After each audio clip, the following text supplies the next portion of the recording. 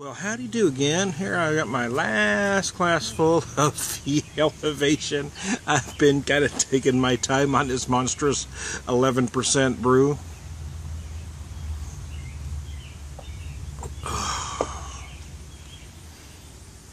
Oh, yeah, babe. I've noticed as I've let this warm up a bit, because I probably had a beer like this colder than it needed to be to start with, to be honest. And I was saying early on, my first video on it, the first thing I noticed on the nose was apricot.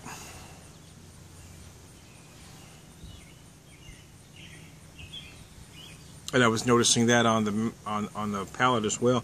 I've noticed as I've let this warm, I'm getting more sweetness now than I was getting earlier. I'm still getting that apricot.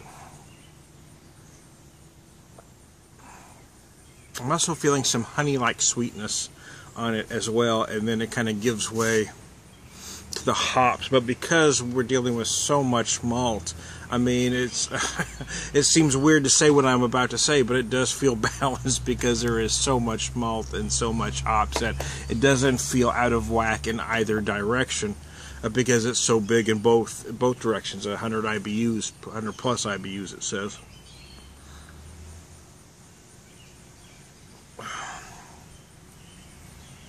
Oh yeah, it's nice. I'm enjoying the heck out of it. It's been I got 2 beer deliveries. I love beer mail, man. I got 2 beer deliveries in a row. Tuesday, I got this one with the Pliny the Elder from Dale Roberts from Craft Beer Central, and then the very next day I got some from Dave Coulter from Beer Sampling with Dave, 6 brews. So I'm in hog heaven because I've got I got 6 brews to go through from Ohio, and then I've got all these Colorado brews. In Colorado, man, I mean, there's so many breweries concentrated in a small area. I mean, Dale Roberts just has access to great breweries. And Ohio isn't a very big state, but man, they got just a ton of great craft breweries.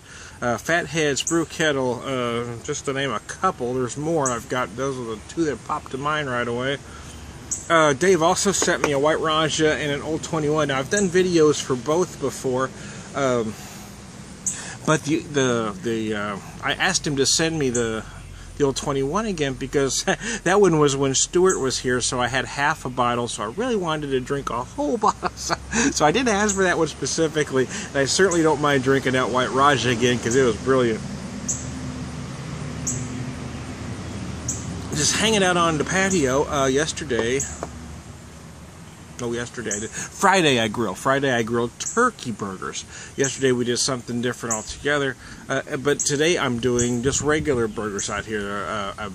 My market has some ground sirloin marked down. Typically when I grill I use an 80-20. Ground sirloin has a much less fat content, so I want to cook them a little bit different, because I don't want them to get dry. So I've seasoned them how I do, and then I'll throw them on a grill. I did these turkey burgers. I haven't been a fan of the turkey burger, so I keep buying them because I want to experiment till I get it right. These actually, I like to buy the ground turkey and then kind of make my own. These were some pre-patties. So what I did was, I did season the top with some salt and pepper, typical, but then I added flavor to the burger rather than adding flavor to the meat itself. Are you following me? I mean, I sauteed my own onions and mushrooms. I used 2 medium-sized onions and 1 deal of mushrooms, and I sauteed them down. So I put them on the burger, and on my wife and daughter's burger I use provolone. Seems like everybody that does mushrooms thinks you have to use Swiss for some reason.